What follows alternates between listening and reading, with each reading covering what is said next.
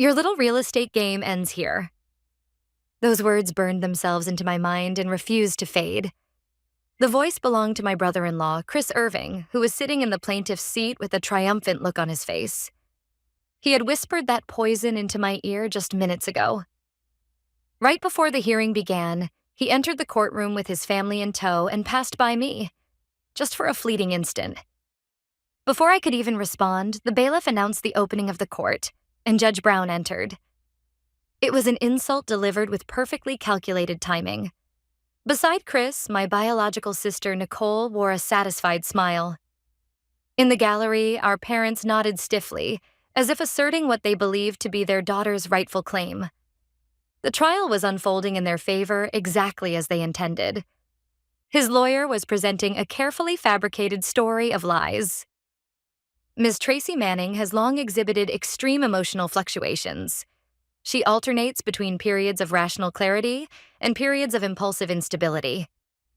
The lawyer continued in a voice heavy with feigned sympathy. This contract was signed during one of her rational phases. At the time, she stated, "This is a vacation home for the whole family," and signed of her own free will. However, recently she has entered another unstable phase and is now attempting to renege on this legitimate promise in order to monopolize a valuable asset. It was flawless logical armor. Because I was unstable, I needed a guardian. But because the contract was signed when I was rational, it was valid. They dismissed the blood, sweat, and tears of my 8 years of work as nothing more than the impulsive purchase of a fickle woman. Worse, they were trying to redefine even my sanity in whatever way suited them. Chris looked at me, the corner of his lips twisting into a smirk. His eyes said it clearly. "We're the ones who write the story of your life." This is what they called everything I had built. Tracy's little real estate game. I simply sat there in silence, watching their farce unfold. Judge Brown lowered her gaze to the contract that had been submitted. Her eyes stopped dead on the section listing the property details. A brief silence fell. Then the judge slowly raised her head and looked straight at me. "Ms. Manning, this address, this is one of the 12 properties in your real estate portfolio, correct? How very interesting. I would very much like to review the rest of your holdings as well." The air in the courtroom froze. Chris's smile stiffened. I quietly watched as the color drained from Nicole's face, and from our parents as well. A heavy silence descended over the courtroom. Moments ago, their lawyer had been overflowing with confidence. Now it felt like a lie from another world. Chris's ugly grin remained plastered to his face, frozen in place. Nicole stared back and forth between the judge and me, disbelief written all over her face. And our parents?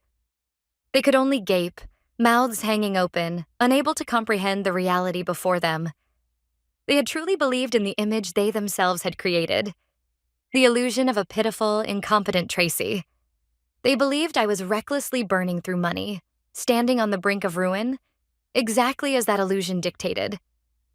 That was why it never even crossed their minds that the words, 12 property real estate portfolio, would come from a judge's mouth. A memory from 8 years ago stabbed into my mind like a knife. In my parents' living room, filled with expensive furniture, my father's voice rang out. "We've decided to stop paying your college tuition after this term. Nicole's wedding is expensive, and honestly, investing in you any further would be a waste." My mother followed without hesitation. "That's right, Tracy. You have no talent. You should find someone suitable as soon as possible and settle down." At that moment, I understood. In this household, I was the first to be discarded. My dreams and efforts held no value compared to my sister's wedding decorations or my parents' social image. At the bottom of that cold despair, I made a quiet vow. I would rely on no one. I would let no one decide my worth. Absolute financial power would be my armor and my sword. That was when my little real estate game began. But it was never a game. It was a lonely, brutal fight. Studying economics and law on my own, living in libraries, juggling multiple part-time jobs, forcing my way forward like carving a path through the wilderness. While they mocked me, I bought my first small apartment and saved for the down payment on the next. My battle continued quietly, unnoticed by anyone, but steadily, without fail. I pulled my consciousness back from those memories to the present courtroom. Beside me, my lawyer, Mr. Johnson, gave me a small, composed nod. It was time to strike back. Mr. Johnson rose slowly to his feet. Unlike my flustered family, his movements were calm, filled with unshakable confidence. From a massive briefcase, he produced a thick stack of meticulously organized files. That alone made the single forged contract they had submitted look utterly insignificant. Judge Brown, I would like to explain the asset portfolio of my client, Ms. Tracy Manning. Mr. Johnson's voice rang out clearly, reaching every corner of the courtroom. First, the initial property that was purchased 8 years ago, a studio apartment in the Old Town district. The down payment was saved entirely by Ms. Manning through working multiple jobs simultaneously. I glanced toward my father in the gallery. Confusion and panic were written all over his face. His words from 8 years ago echoed sharply in my ears, the day I first told him my plan. Real estate? Tracy, that's not work for a woman like you. It's a dirty man's world. You'll be taken advantage of and chewed up in no time. Drop it. My father had dismissed my resolve as nothing more than a foolish, rebellious phase. Johnson continued, his tone steady and matter-of-fact. The second property was acquired 14 months later, a small office building in the downtown commercial district. It was purchased using rental income from the first property, combined with further savings accumulated by Ms. Manning herself. The third property. With each property Johnson listed, the color drained from Chris and Nicole's faces. Inside their heads, they were surely calculating in desperation. Just how much wealth Tracy, the woman they had sneered at as a pathetic single woman, had quietly built, and when their entire plan was beginning to collapse at its foundation.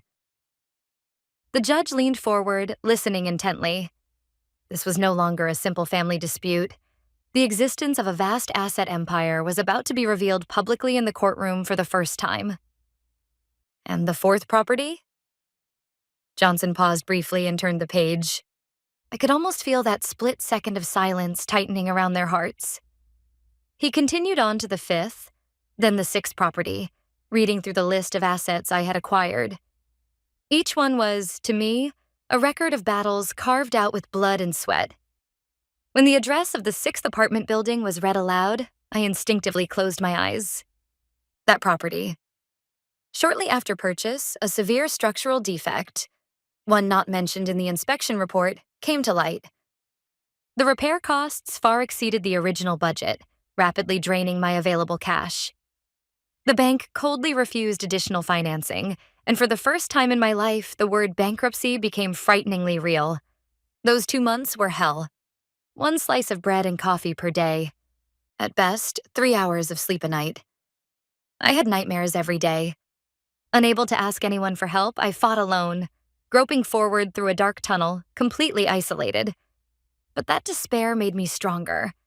I ran to the library, devouring textbooks on building codes and structural mechanics. I gathered estimates from multiple contractors, negotiated personally, rebuilt the repair plan, and ultimately succeeded in cutting costs by 30%. That experience transformed me from a mere investor into a businesswoman capable of overcoming any adversity.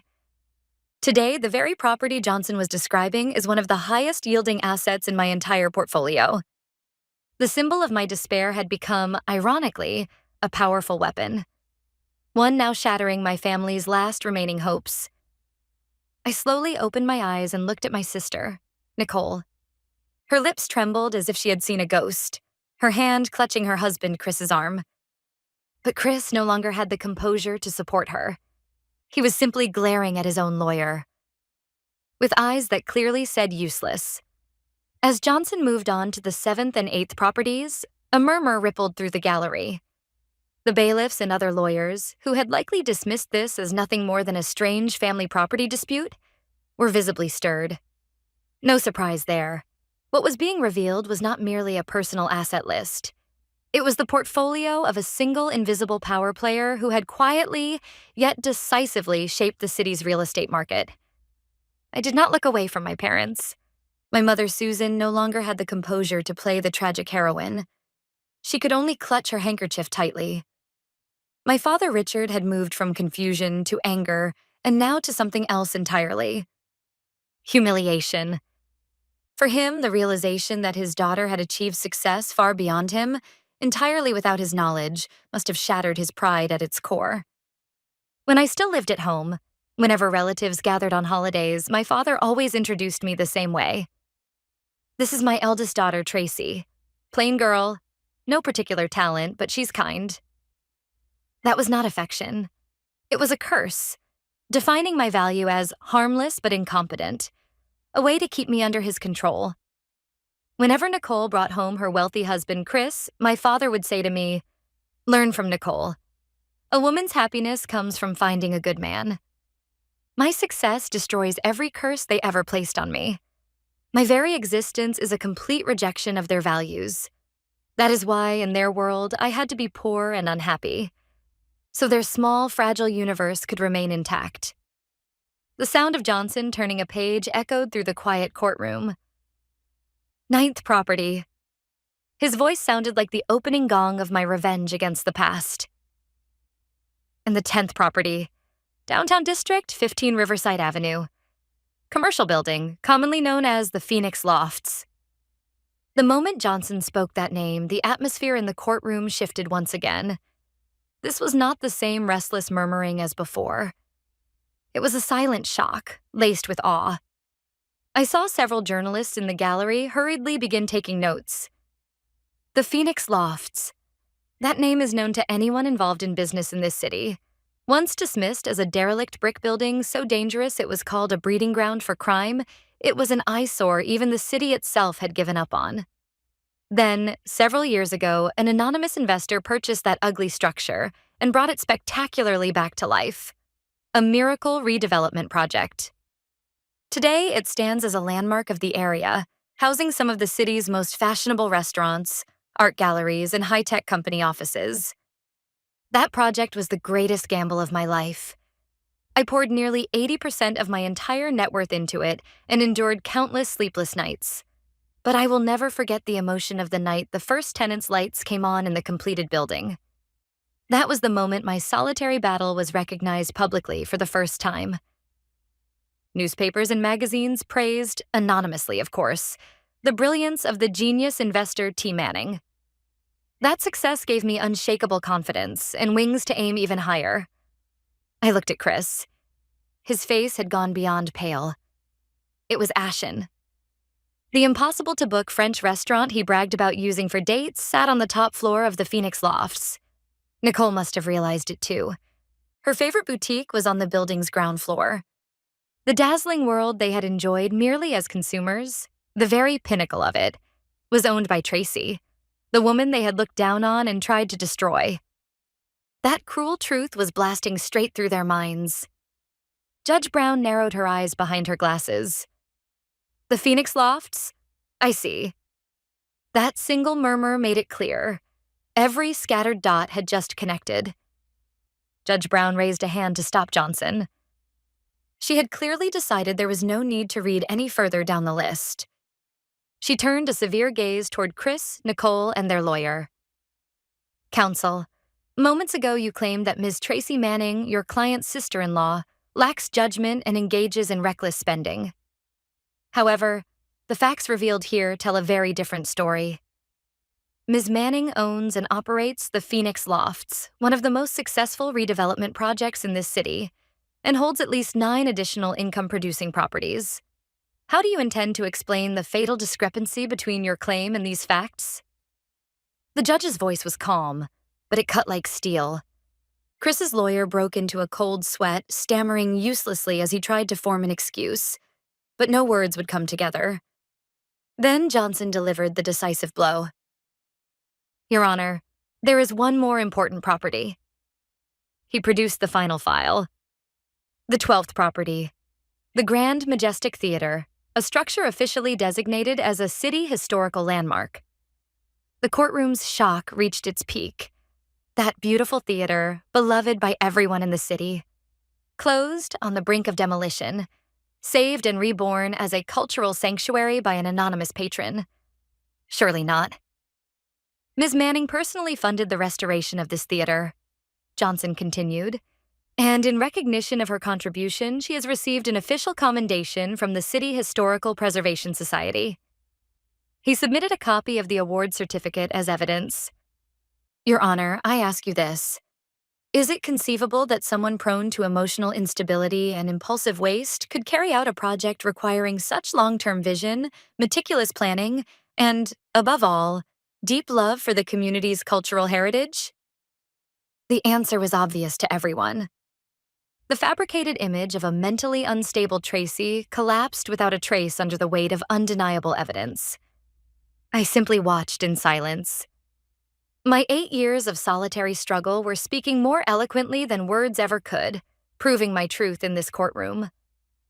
Now then, Your Honor? Johnson's tone sharpened.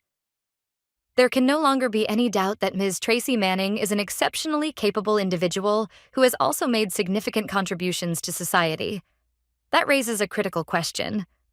Why would the plaintiffs, her own family, bring such blatantly false claims? He paused, then addressed the entire courtroom. Their goal was to strip Ms. Manning of control over her assets. But if she owns 12 properties, why were they so obsessively fixated on just one? This mountain vacation home. For the first time, the memory of that detestable phone call, the origin of this entire ordeal, returned as a blade of counterattack. Johnson held a single document high. This is an article from a luxury lifestyle magazine's website. 6 weeks ago, this very vacation home was featured as one of the most noteworthy hidden luxury retreats of the moment. The owner's name was withheld, and the very next day after the article was published, Ms. Nicole Irving, the defendant's sister, placed a phone call to Ms. Manning. Nicole's syrupy voice echoed in my mind.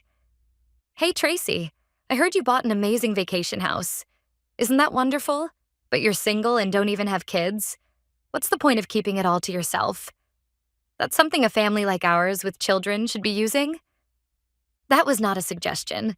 It was the first declaration of ownership. During that call, Ms. Irving unilaterally asserted that the vacation home belonged to her family. His words gave voice to my own thoughts. Ms. Manning, of course, refused. And just 3 weeks later, this absurd lawsuit was filed, armed with a forged contract and malicious lies. Every piece fell into place. This was never about concern over asset management capacity. They saw the luxurious vacation home in a magazine, realized it belonged to the sister they had always looked down on, and driven by jealousy and greed, they tried to take it by force. That was all. That simple, ugly motive was laid bare under the bright lights of the courtroom. At last, Chris finally screamed as if he could no longer bear it. Lie. It's all a lie. There's a contract.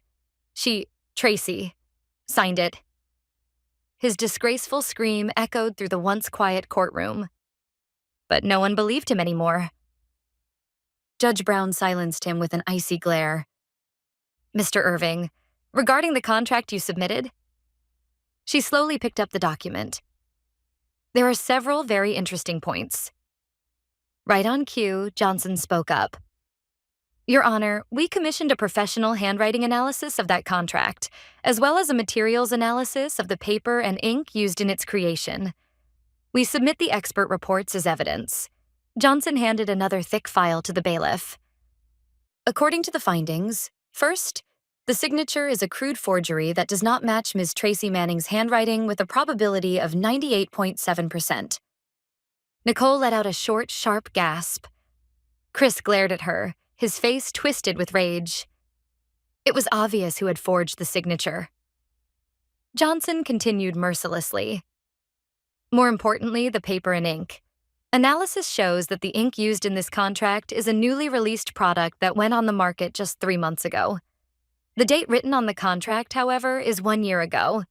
Now then, how should we interpret that? Do the plaintiffs happen to own a time machine?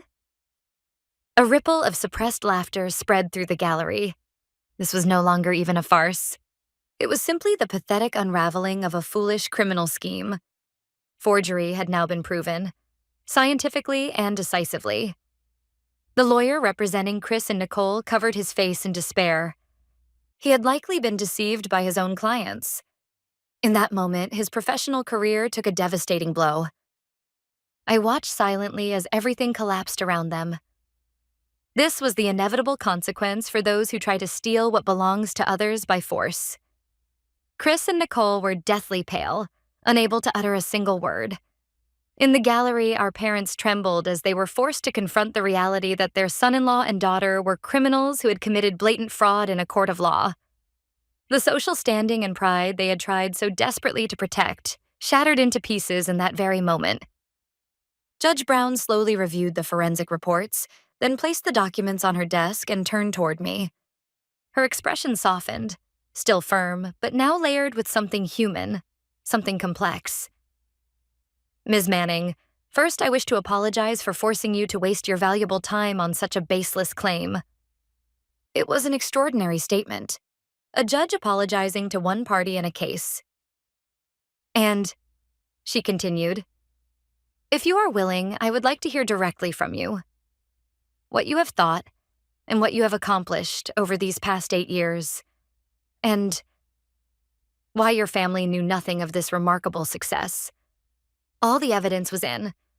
The legal victory was already assured. This was the final stage the judge had given me, not as a mere victim, but as the protagonist of this story, allowed to speak the truth in my own words. I rose slowly to my feet. Beside me, Mr. Johnson gave a firm, encouraging nod. I took a deep breath. Then, one by one, I looked at the faces of the family who had betrayed me, belittled me, and tried to take everything from me. It was time to bring this farce to an end, with my own words. I first acknowledged Judge Brown politely. Thank you for your consideration, Your Honor. Then I turned toward the witness stand and began speaking, to my family and to everyone in the courtroom. My voice did not shake. 8 years of solitary struggle had given me unshakable strength. The reason I never told my family anything is simple, because they did not want me to succeed. I saw my father and mother flinch. 8 years ago, I told my father I wanted to start investing in real estate. He said, "You have no talent. You'll be taken advantage of and fail." My mother said, "A woman's happiness comes from finding a good man." Instead of believing in my potential, they forced the role of incompetent daughter onto me, because that was more convenient for them. When I bought my first small apartment, my sister Nicole laughed and said, "Who would ever rent a place that old and dirty?" Her husband, Chris Irving, called me a pathetic single woman and looked down on me while I worked myself to the bone. I paused and looked at them, one by one. Not a single person could meet my gaze. They wanted me to fail.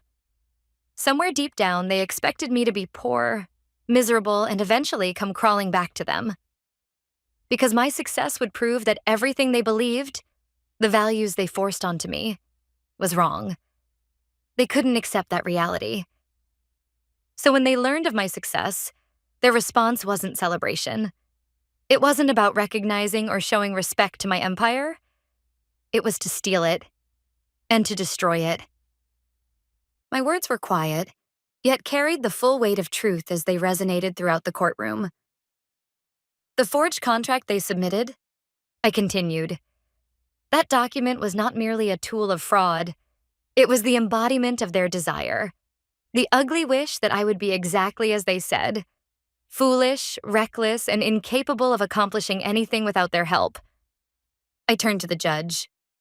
Judge Brown, regarding their claims about my so-called mental instability, I have something to say. Yes, I may have been unstable at times. For 8 years, I walked this path alone, misunderstood by everyone, enduring ridicule from my own family while building an empire from nothing. There were countless nights when I felt my heart might break. But I strengthened my voice. Not a single one of my decisions was made on impulse or whim. Each of the 12 properties was acquired through meticulous calculation, careful strategy, and above all, an unshakable determination to carve out my life with my own hands. Redeveloping the Phoenix Lofts and restoring the Grand Majestic Theater were not acts of chance. They were investments, in this city and in myself. Finally, I looked straight at my sister, Nicole. She was crying, but whether those tears came from regret or frustration over her failed scheme no longer mattered to me. What they wanted was a single $1.5 million vacation home. What I was protecting was my life over the past 8 years. These 12 properties? No, the empire I built myself. When I finished, the courtroom was utterly still. Only the echo of my words lingered in the air. After a long, heavy silence, Judge Brown finally spoke. Her voice no longer sounded merely judicial. It carried the solemn resonance of human dignity itself. Ms. Tracy Manning, thank you for your courageous testimony. She then directed her gaze to the plaintiff's bench. No, now the defendants, Chris and Nicole. Her eyes held no sympathy, only the stern light of justice.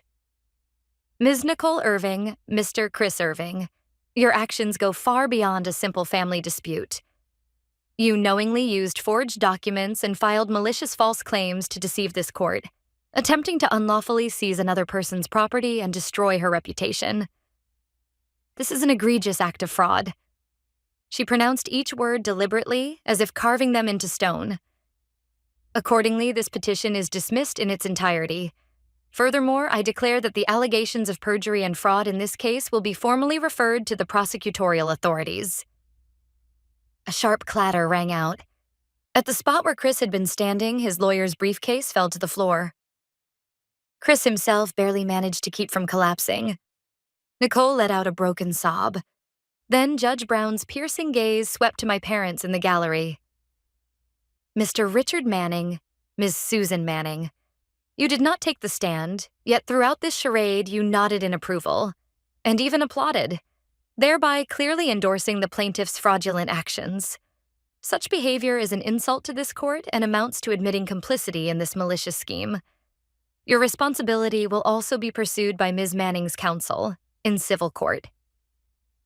My parents froze as if struck by lightning. The excuse that they had just been sitting there no longer held. Their ruin had been sealed. Following my testimony, Judge Brown's rulings marked the beginning of the end for them all. First, Chris, the ringleader. He was sentenced to prison for perjury and fraud and was immediately taken into custody. The man who had laughed arrogantly in court was dragged away by the bailiff, unable even to resist. His pitiful retreat was a spectacle in itself. His career, pride, and affluent lifestyle all ended in that courtroom. My sister Nicole received a guilty verdict with a suspended sentence. Though spared from prison, the punishment was equivalent to a death sentence in her world. Her social circle, which she valued more than life itself, effectively exiled her. Friends turned their backs, party invitations stopped coming. Her husband was in prison, her proud mansion confiscated, and the role she had desperately played, wealthy, happy wife, was forcibly stripped from her in the most humiliating way. As for my parents, they lost their civil suit brought by Mr. Johnson, forced to pay substantial damages for complicity in perjury. But that was not all. Every past slight, every derogatory remark they had hurled at me was made public, and local media branded them as toxic parents who envied their daughter's success and sought to destroy her. The social standing they clung to so desperately crumbled, their long-standing high-end furniture business saw customers disappear, and they quietly descended into ruin. Haunted by regret and internal strife, they would spend their remaining days hurling blame at each other, a prison of their own making. I obtained permanent restraining orders against all of them, and my 12 properties were placed under ironclad trust management. From now on, they have no legal way to interfere in my life. They merely reaped the consequences of the greed and envy they sowed themselves. There is no place for them in my world anymore. My future begins now, from the 12 fortresses I have fought to protect.